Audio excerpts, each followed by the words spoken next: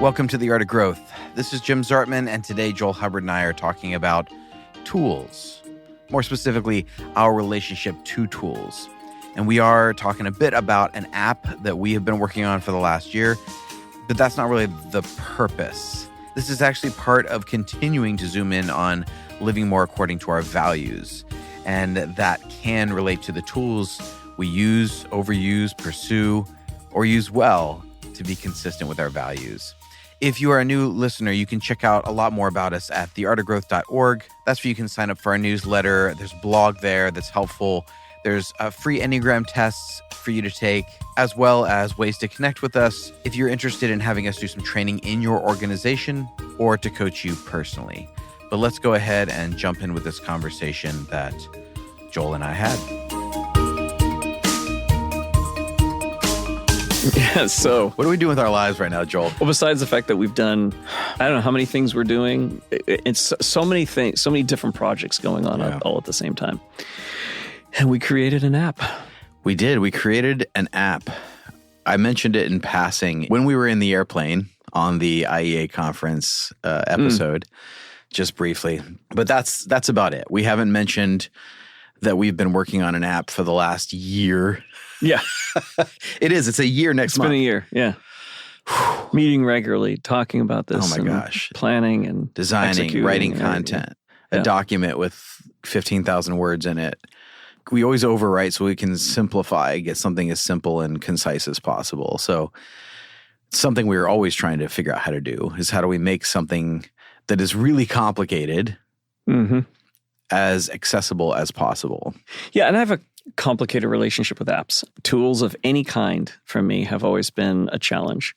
You know, growing up hearing about things like, you should be doing, pages in the morning. You should be, doing meditation in the morning or prayer or, whatever. There was always some kind of thing that was routine and there was always a tool built around it, like use this tool or use that tool or. Right. And the funny thing is it's complicated because in some cases I would get totally into the tool. I got to try this new thing and it sounds really great. So there's a resistance and then all of a sudden there's an acceptance and then I'm all in. And then after a while I burn through it and I'm done. And it's been the case with every tool, including apps. And so when we first started talking about this, for me, what was exciting was it was answering a problem I kept running into with people, which was, it's very difficult to remember all of the stuff. Do you have anything? And I remember going through learning the Enneagram and thinking the same thing, like this is a ton to remember. And when I'm meeting with people in particular, what do I need to know when I'm meeting with this personality? And, so all of that was always present in my mind. And that kind of gave birth to this, okay, well, maybe we can create an app that could solve that. And it wasn't really us coming up with this so much as it was something pursued us. Right. And we went there. But we'll talk about that at another time. What I want to talk about so much more is just how tools themselves and how we interact with tools. And I'm curious I'd love to hear from a lot of people on this, is what's your relationship to tools? Yeah. Like self-help, self-development tools. Well, just tools in general. So it's actually one of the things that is the marker of humans. So when they look at like why our species thrived in the way it did, it came down to two different things. Our capacity to use language. So Claudia talked about this. When the ability for humans to use language came on, it spread like wildfire through the species because it was such a powerful adaptation. So the number one thing was communication, and the second thing was tools. So we became tool builders. We solved problems by designing tools.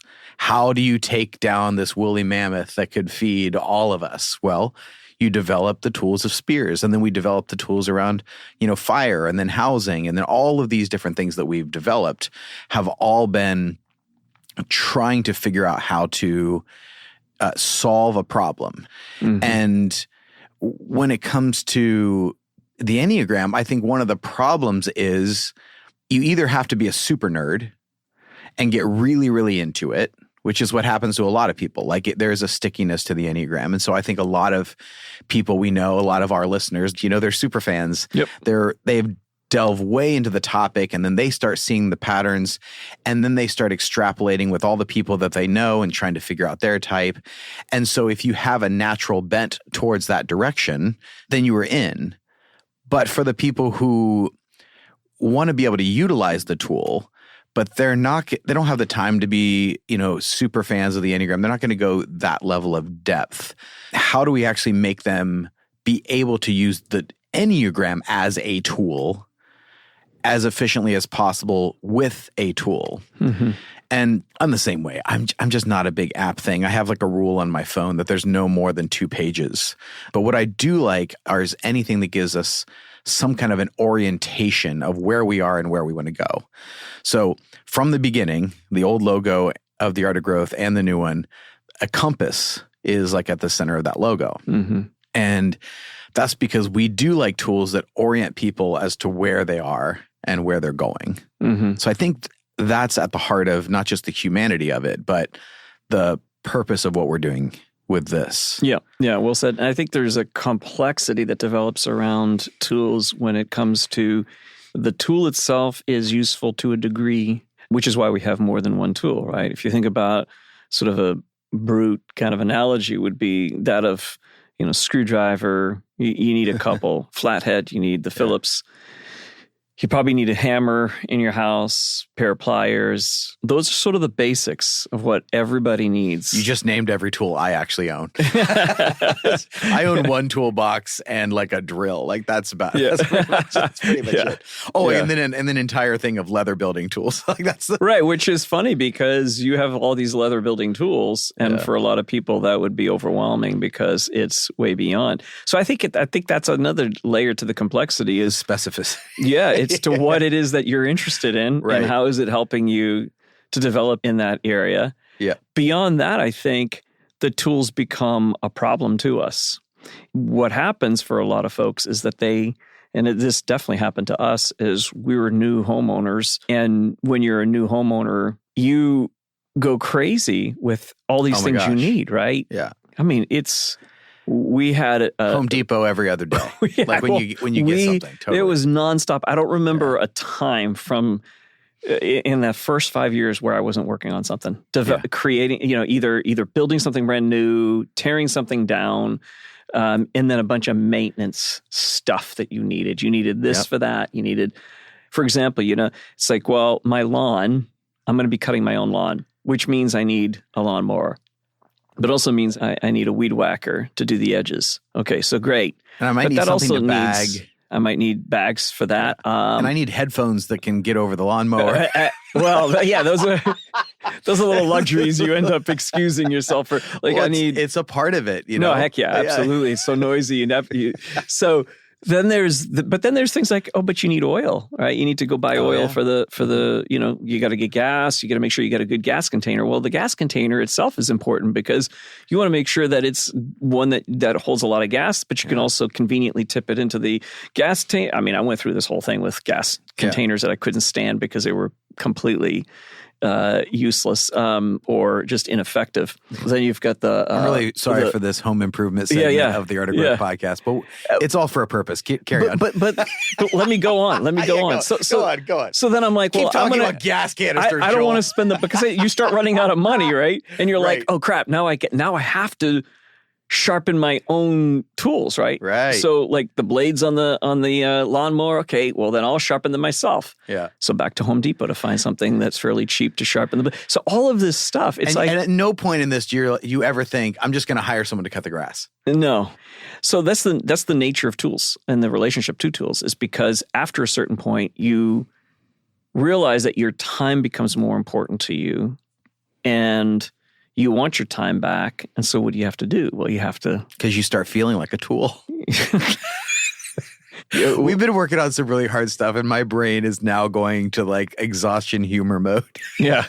Which is good for probably some of you out there who need a break from all this. What are they talking about? Right. We're used to talking about heavy stuff, so now we're going into completely the opposite direction.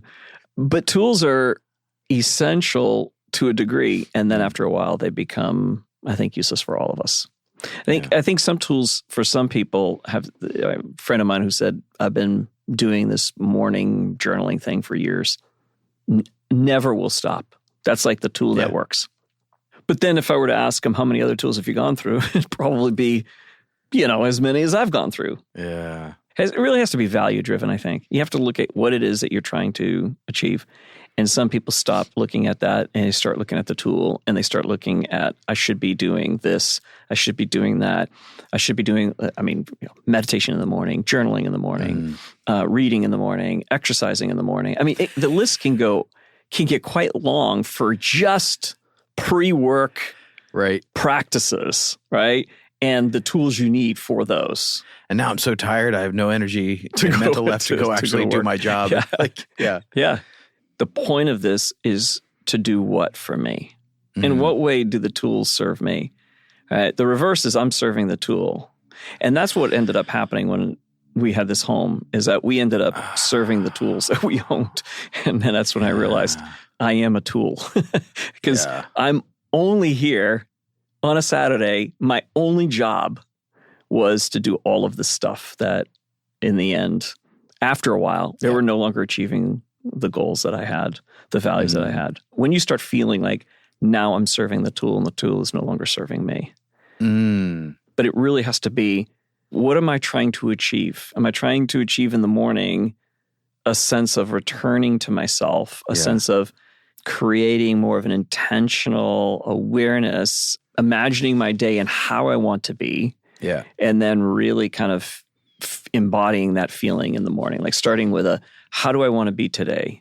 I want to be a person of peace. I want to be a person of integrity. I want to be a person, whatever those things are. That may be what you're trying to do through your meditation.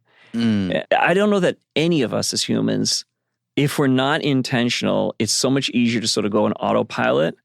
And that's when the practice or the tool becomes just another to-do item, and it stops having value to us. And by the way, I think that could be overstated, because brushing my teeth, I'm not going to do that with mindfulness. You know what I mean? Like, you don't, Joel? So disappointed. I know. So, I don't shave with mindfulness. Off your guru thing again. That's right. Slip it off. Sorry to let everybody down, but yes, I don't do that. Yeah. I think we're getting to a point here that I think is important, which is anything that is most useful to you is an enhancement of your values. The thing that you most value, you're trying to seek out a tool to enhance the capacity of that value. That's if you're purposeful. Because I don't know that I always did that. I think I did tools because it was, hey, you should be doing this, right? Because this is what's good for you, or this is what's good for people, or, so you're doing it with an outcome in mind of like, it's supposed to better me. Yeah. So when I'm thinking about tools, though, I'm thinking about the ones that I've used in my life. And so, we're talking about the Enneagram. I've said before, like I read the Please Understand Me, Myers-Briggs book at 16 and, went through trainings with like DISC and like lots of other systems, right? But it was when I came to the Enneagram, like, oh, this was the tool that made the most sense to me. And people even asked me early on, like, why the Enneagram? And I didn't really have a great answer. I was like, well, I grew up playing piano, but when I found the guitar, it was the tool that made the most sense in my hands. And I'm always trying to figure out what's the tool that makes the most sense in my hands. And I'm never defending how good the tool is, but how useful can I be, with it? I own multiple guitars, but you're right now sitting next to the one that's by far gotten the most use as a tool throughout my life. I bought that in 1998 and have used it ever since. It's been to multiple countries. It's been on multiple recordings. That little tool, and it's not nearly one of the more expensive ones I own, but it's been so useful as a tool. So when I think about like the tools in my life that have been the most, it's been like, well, what is the tool of the trade? What is the tool of the identity, the person? Because we talk a lot about like, if we're trying to have a fulfilled life, it has these components of like identity, community, and purpose, letting your light shine. And we talk about the identity piece. The Enneagram has been incredibly helpful with teams we've worked with individuals, that has been a tool that's helpful.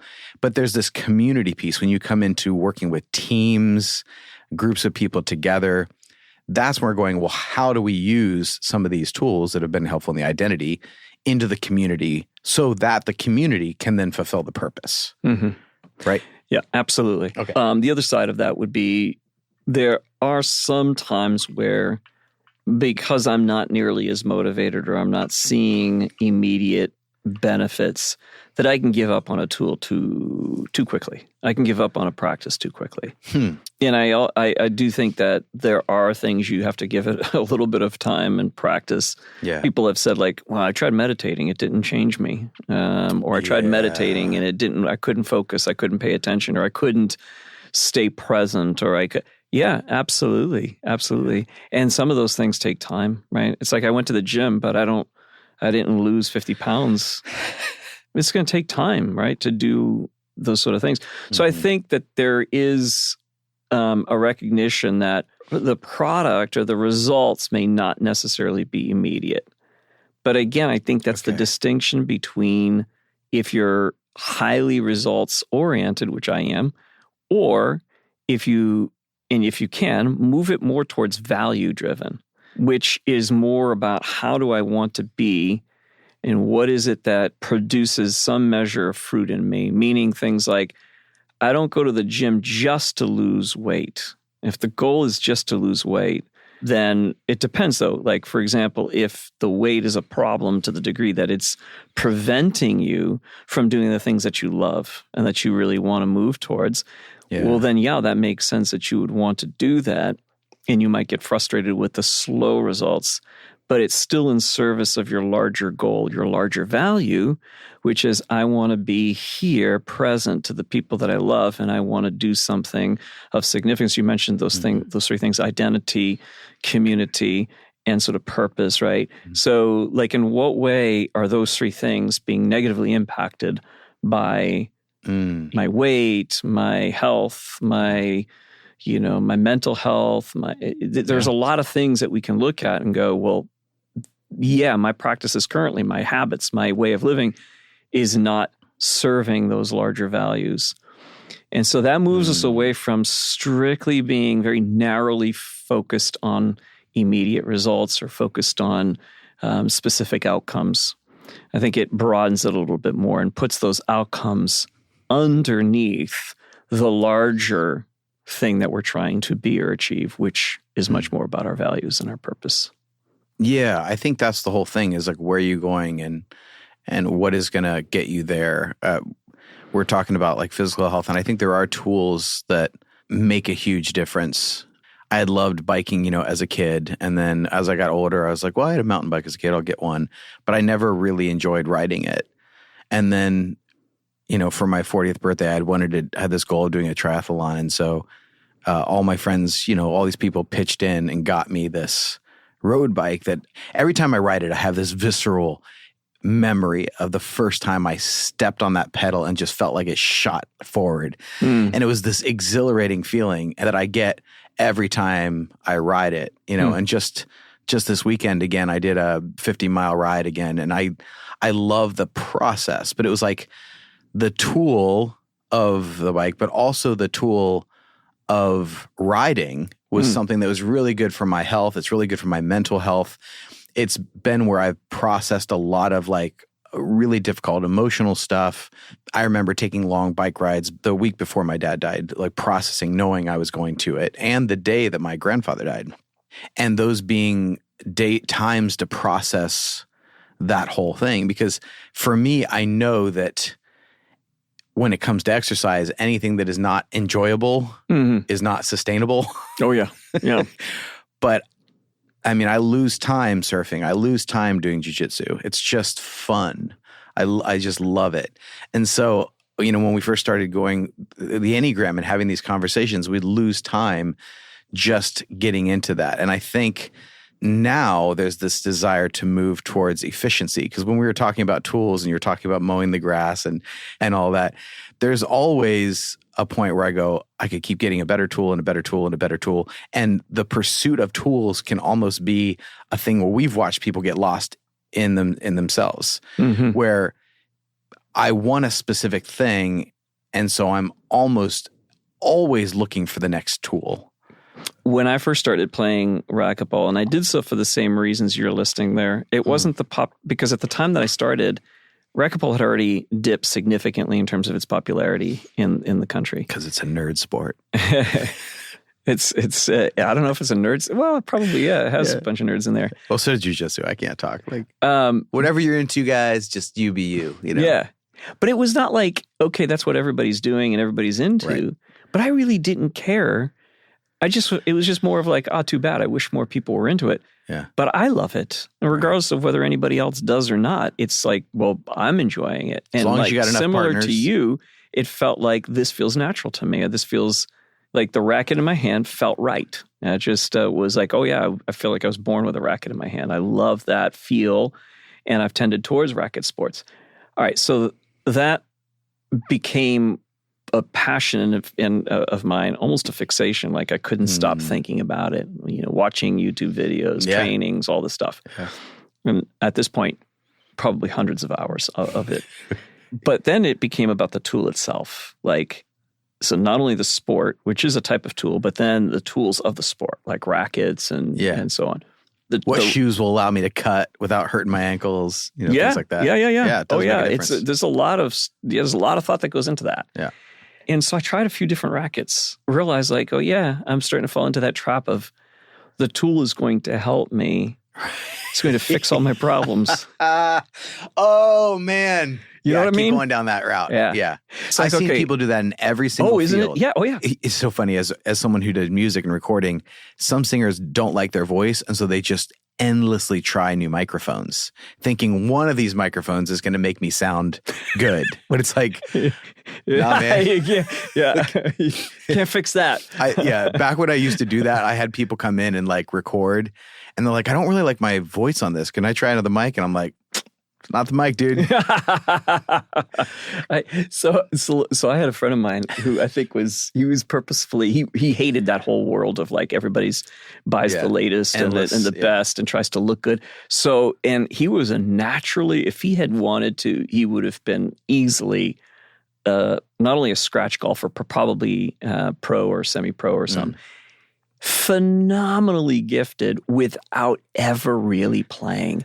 So he gets out on the golf course. You know what he pulls out for a putter?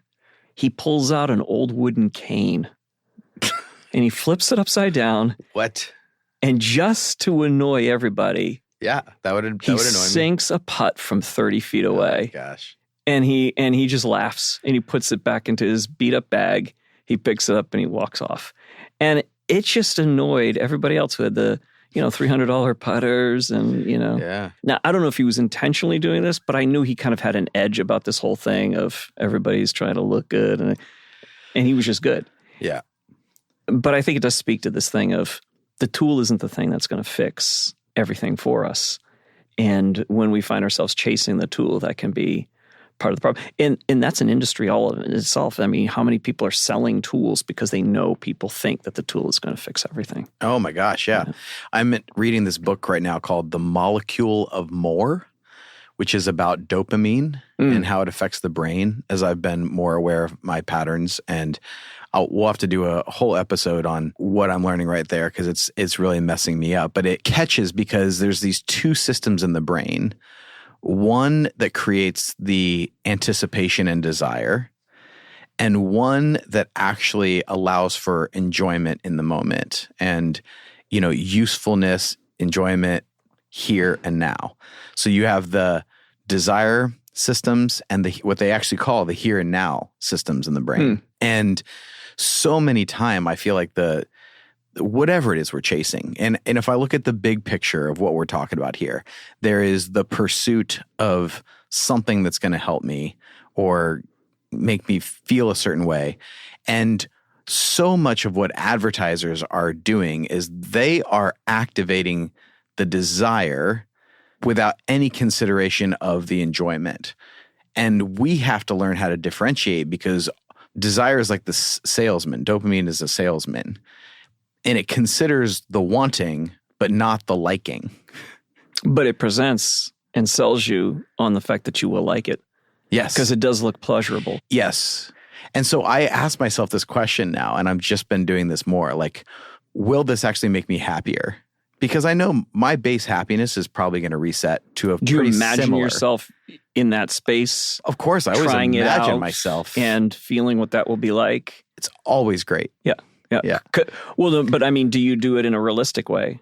Like, can you like, okay, so I have this thing now. Oh, it's that I not want. realistic. It's not even But where you the said that chasing. you said that you did that though at one point with relationships in the past. You would imagine, like, if I was with this person.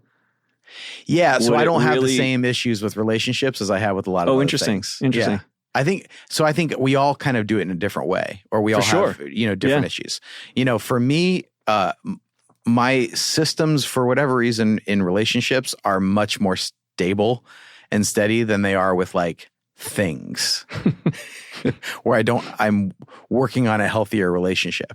And I think there's a bigger issue here that we're talking about, which is like, how do I feel better? Yes. And a better question is, how do I live more consistent with my values? And we just talked about this on this other podcast, and I do think all of this is continuation. And because I always think that all this stuff we're talking about is linked in some way. We're on the scent of something, and we were just talking about the shifting from the be yourself to be who you're becoming. Mm-hmm. Yeah. With a more consistent use of your values. And then what we're talking about now is a huge part of this component that we don't always talk about is, what are the tools that are going to allow you to do that? Yeah. This morning I was thinking about I want more, and I was reflecting on this and kind of praying in my mind about I want more peace in my life. And I know the refrain, and I've been practicing this, and immediately it came right back to me, then be a person of peace. Right? That's the difference between the pursuit of something and the generation of that thing. Yeah. And the belief that we can generate whatever it is that we're pursuing. And even if we don't have it in the moment experientially, the practice of like, I choose to act out as a person of peace, even if I'm not feeling internally peaceful, is I choose to walk that out. And I think that the tools themselves, again, can be such a powerful aid. Remember we did that series, or we did a one-off or a couple on Context Matters? Oh, yeah, we did multiple. Yeah, Yeah. we did multiple episodes on that. So one of the things that was so surprising, the discoveries to me that was real surprising, was how context really does affect my internal space. Now, for some people, that's a no-duh, right? Yeah, of course. For me, I don't think I've ever intuited that. I've always felt like psychologically I can choose to feel whatever I want to feel and how I want to feel, and, impervious to the experience external to me, which is not true at all. And so I've had to just come to terms with that. Like, no, I'm affected by things. Yeah. And so context matters. The goal is you want to create a supportive structure to your values, to your direction, to what you are wanting to become. So if you want to become something and you have it in mind now, I want to be a person that is more present to myself and to others. I'm never around. My mind's always somewhere else. I'm physically, even when I'm physically here, I'm not mentally here. So I want to do that. And there may be some changes in your environment that you have to make in order to get there, because you might think like, well, I just have to make it happen psychologically, just make it happen, force my mind, force myself to be present. But there may be so many distractions in your world right now and in your life right now that are not supportive to your new direction. And so we talked about like you have to sometimes change the environment, change some of the physical things, change some of the habits in order to then create the ones that are going to serve you in the movement towards this new direction. Yes, some things need to be reduced. Some things need to be removed. Yeah. Some things need to be replaced. Yeah. Absolutely. And I think that that's the idea with also having tools in your life is what tools are going to help me now towards the direction that I would like to go in.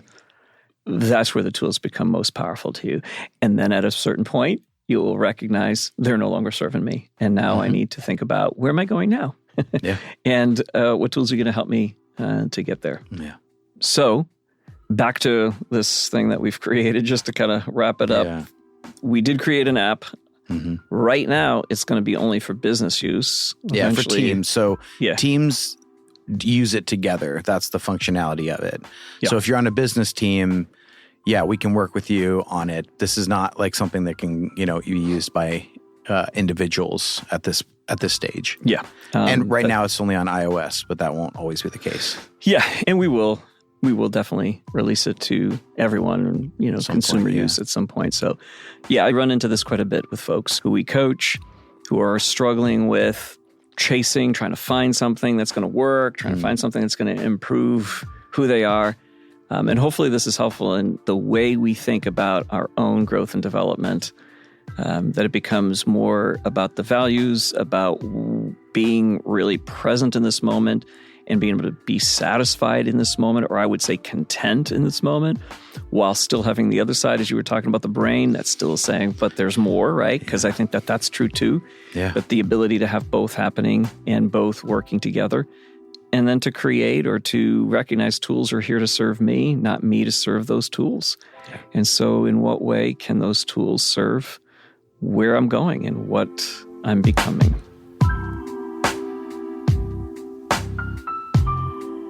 So thank you so much for listening, and there will be more info coming about this app, including a webinar that we're going to host. So make sure you are signed up for our newsletter to get information about that. And we'll continue to explore how each of us can come closer to living in more consistency with our own values. You can follow us on Instagram at Just Art of Growth. And if you subscribe and leave us a review, it really helps people find the show. But for now, my friends, maybe look around you at the tools you've been using, the things that have been pulling your attention or enhancing your values. Have you caught yourself continuing to chase maybe there's a slightly better tool and a slightly better tool that's actually keeping you from creating the garden? Look around with an open heart and a wise eye so you can return to the center of the true self, whispering about how it wants to be expressed. Grace and growth, my friends.